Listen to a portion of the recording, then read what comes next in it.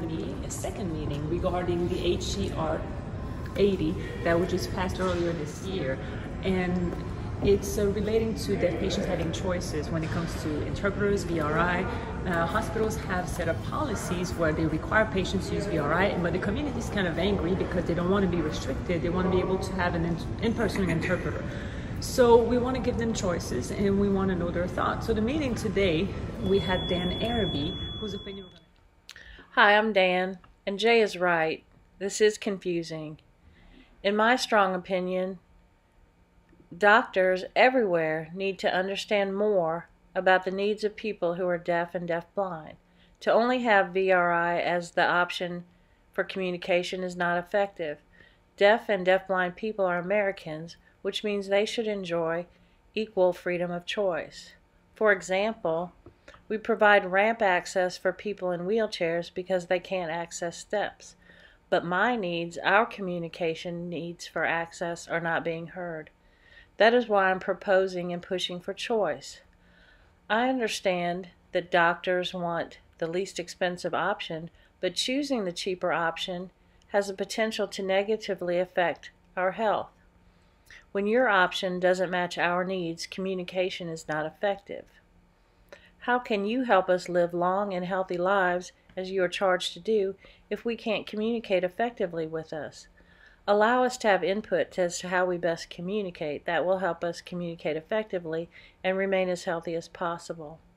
Now with nursing homes, again, I'm pushing for legislation because we need strong support for the establishment of nursing homes and retirement homes dedicated to the needs of people who work with deaf and deafblind. I visited such a facility in Columbus, Ohio 3 years ago, and it was amazing.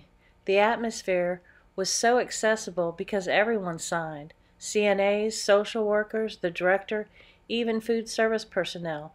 Many of the people there who were working have parents who are deaf, so they signed. And then you come back to Louisiana and it's heartbreaking.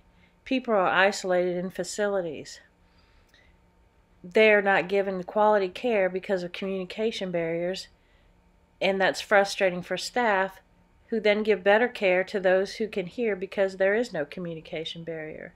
The staff finds it difficult to communicate, so they medicate them to the point where they sleep more and are not a bother.